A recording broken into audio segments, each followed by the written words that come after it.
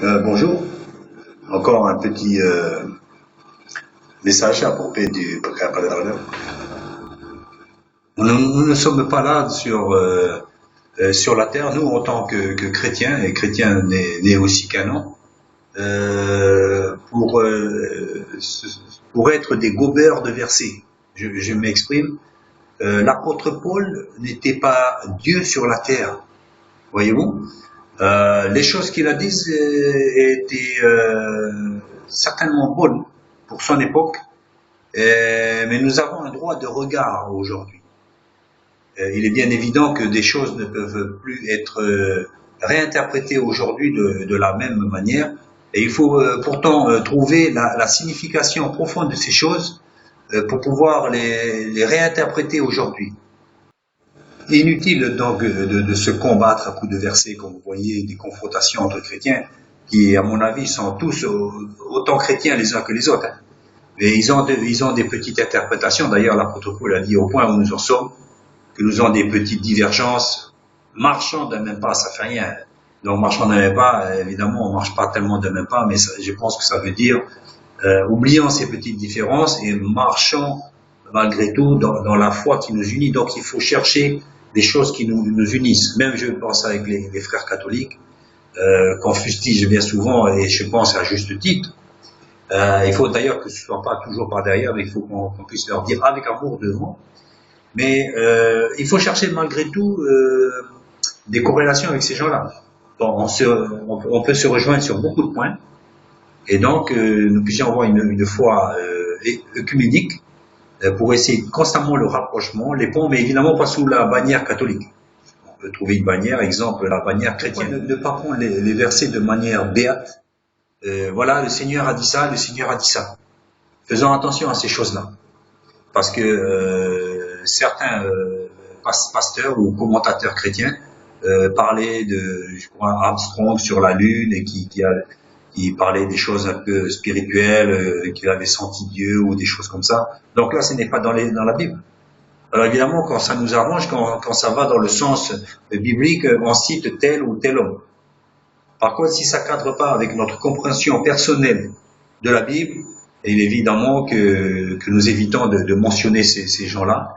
Et pourtant, bien des personnes qui parleraient d'une manière assez naturelle pourraient parler de la part de Dieu, et que nous n'en saurions pas. D'ailleurs, la Bible dit clairement que Dieu parle d'une manière, tantôt d'une autre, mais l'homme n'y prend pas garde. Et l'homme Dieu ne parle pas qu'à travers la Bible, mais à travers bien et bien des situations. Dieu m'a parlé aussi à travers de la télé, et je suis sûr que Dieu vous parle à travers la nature. D'ailleurs, Dieu le dit. Si on ne voit pas Dieu dans la nature, je pense qu'on sera inexcusable. Parce qu'on peut découvrir Dieu juste en ayant la nature, en voyant la nature. Donc, il y a mille et une façons de trouver le Seigneur, dans son cœur, dans la contrition, dans les épreuves que Dieu peut même susciter pour venir à Dieu. Donc, ne prenons pas les versets de manière béate, comme ça, le Seigneur il a dit, ça y est, le Seigneur l'a dit. Nous avons un droit de regard dans le sens aussi de l'interprétation et de la signification de ces choses, pour nous les approprier. Attention aussi de ne pas confondre parole biblique avec parole de Dieu. Dans la Bible, il y a beaucoup de témoignages, de comptes rendus, de lettres de l'apôtre Paul qui ne sont que des lettres, qui disait aux églises. Nous, maintenant, nous en faisons des conditions sine qua non pour plaire à Dieu. Voyez la différence? Il faut raison garder. Ce n'est pas que l'apôtre Paul eusse dit des choses qui ne tenaient pas la route, mais il faut replacer ces choses 2000 ans en arrière. Ainsi, il parlait des cheveux tressés, qui d'ailleurs, dans deux versets, sont associés aux perles précieuses, à l'or, aux habits somptueux. Donc c'est un tout. Cela signifie certainement les cheveux tressés de l'époque de l'apôtre Paul, donc je le redis, il y a 2000 ans, à des comportements de femmes distinguées, de femmes surtout dans le sens riche, opulente, et évidemment ces cheveux tressés, bien souvent dans l'Antiquité, euh, magnifiait le rang de la personne. Elle exposait à la vue de tous le rang social, etc. Et certainement aussi, comme on est tous humains, voulait faire comprendre aux personnes de quel rang elle était, et certainement faire passer peut-être certains messages visuels. Bon, toutes ces choses étaient dans l'Antiquité. Aujourd'hui, nous, hommes que nous sommes pareils. Nous avons peut-être pas des cheveux tressés, mais nous faisons passer des messages d'une manière ou d'une autre, avec nos habits, notre comportement, notre façon de parler, etc. Donc, sans remettre en cause la parole du grand frère Paul, je pense qu'aujourd'hui, les cheveux tressés sont tout à fait possibles, tout à fait acceptables, et sauf pour ceux que ça gênerait, alors évidemment que chacun fasse avec sa conscience, mais je pense qu'il n'y a aucune contre-indication apporter des cheveux tressés, vous voyez. Autrefois, on pouvait même tresser les cheveux avec des parures d'or, des fils d'or, des perles, des bijoux, et évidemment, ça pouvait devenir extravagant. Et que c'est vrai que de telles personnes qui arriveraient à l'église pourraient détonner, vous voyez, parce que évidemment on est dans une ambiance de nouvelle vie, de soumission à Dieu, de repentance et de recherche envers le vrai, déjà envers soi-même, et de voir arriver des personnes comme cela pourrait détonner, mais il faut accepter ces gens, il faut accepter fortement tous les gens qui se présenteraient à nous.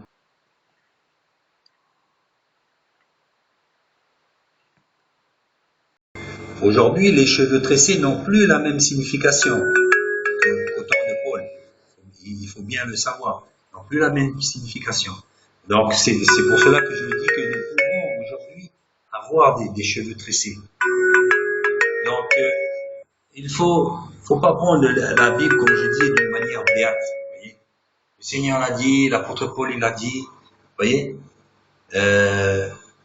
l'apôtre Christophe que je suis, il vous dit aussi que vous pouvez le faire. Vous voyez, donc reconsidérons les choses.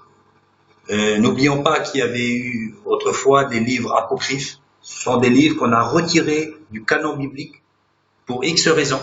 On pensait pas vraiment conforme, donc on a gardé les 66 livres qui composent la Bible aujourd'hui. Et donc il faudrait pas dire voilà, ça y est, on a fait un travail de nettoyage, si on peut dire, de ces livres, et maintenant c'est fini, on n'a plus le droit de rien dire, on n'a plus le droit de regard ni de quoi que ce soit. Erreur. Nous avons constamment à remettre les choses, pas nous avons, mais nous pouvons le faire dans la mesure où nous devons être renouvelés constamment, comme me dit la Bible, renouvelés constamment.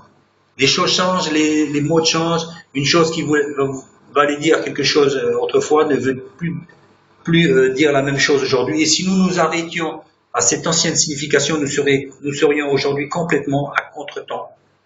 Et c'est pour ça que certains chrétiens sont des, comment ça s'appelle, des dinosaures aujourd'hui. Les gens ne les comprennent plus, ces gens-là. Et alors ils s'arc-boutent sur leurs versets. Le Seigneur a dit, le Seigneur. Ils sont déclassés. Ils sont déclassés. Il faut arrêter. Le Seigneur a dit, le Seigneur a dit. Non. Toi, qu'est-ce que tu as dit plutôt par ton expérience? C'est ça qu'il faut dire. Il faut s'approprier les choses d'aujourd'hui, évidemment de manière naturelle, et il ne faut pas se contenter de réciter des versets comme une récitation. Ce n'est pas possible. Notre vie en pâtira lourdement. N'oubliez pas que aussi Jésus dira, si je m'en réfère à la Bible, je ne vous connais pas, retirez-vous de moi, vous tous qui commettez l'iniquité.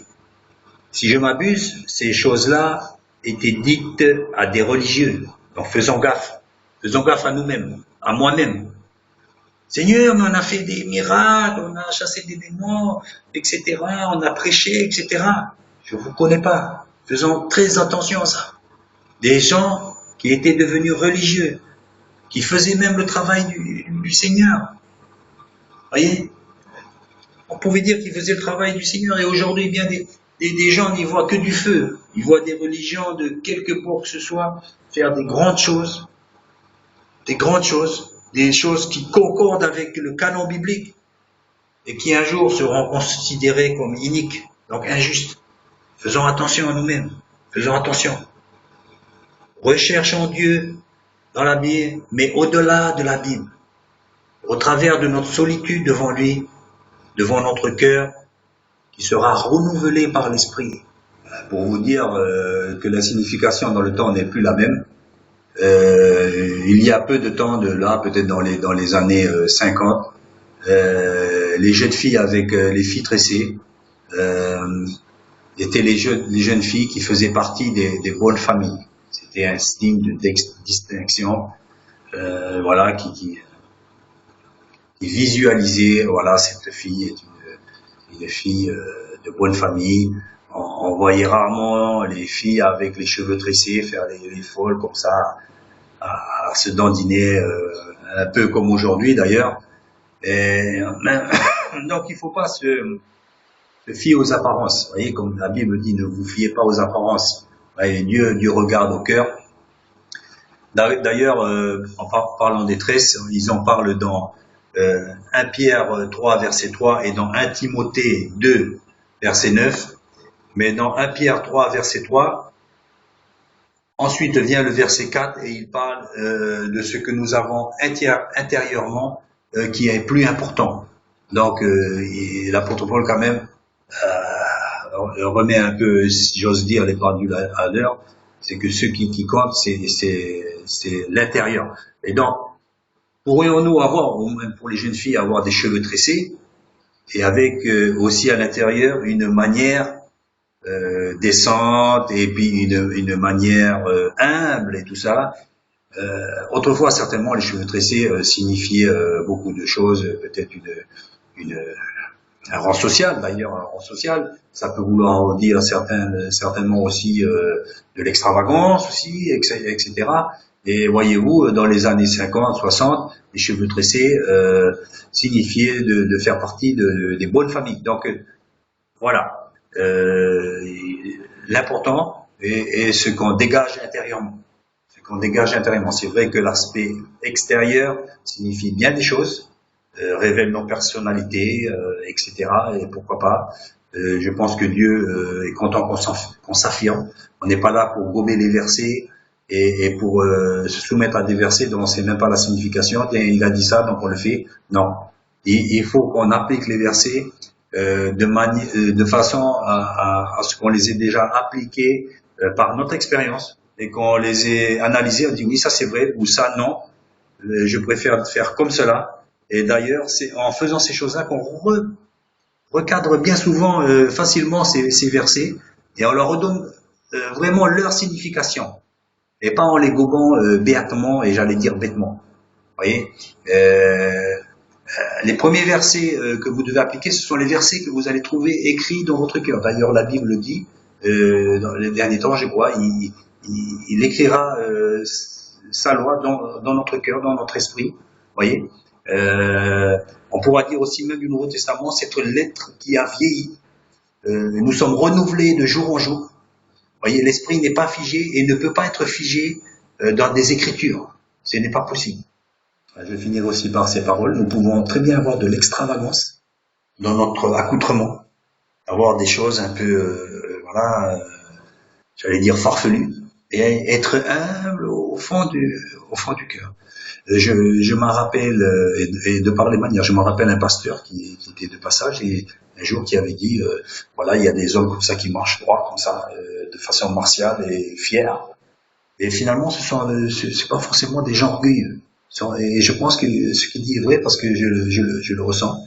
Il y a des gens que c'est leur allure, ils ont de l'allure, ils marchent de façon voilà, droite et tout ça là, mais ils sont humbles et ils sont avenants et ils peuvent être donc et d'autres personnes par exemple qui sont assez renfermées, qui ne parlent jamais, on dirait qu'elles sont effacées et elles se révèlent être arrogantes, etc. Donc méfions-nous aux apparences. L'habit ne fait pas le moine, on le sait déjà. Vous voyez, l'habit ne fait pas le moine, c'est pas dans la Bible. Et pourtant, c'est des choses qu'on peut utiliser facilement parce que ce sont des choses qui sont vraies. Donc, ne soyons pas des gobers de versets, mais par l'esprit, nous saurons nous réapproprier la Bible de par notre expérience, premièrement. La première personne qu'il faut écouter, c'est la personne intérieure qui n'est pas encore révélée, bien souvent, parce que on a besoin de grandir jour en jour pour voir tiens, qui c'est qu'il y a dedans, et chasser évidemment les mauvaises choses, et tout en lisant la Bible, évidemment, tout en nous fortifiant avec nos expériences, la prière, la lecture de la Bible, la confrontation et l'expérience enrichissante des autres personnes, etc.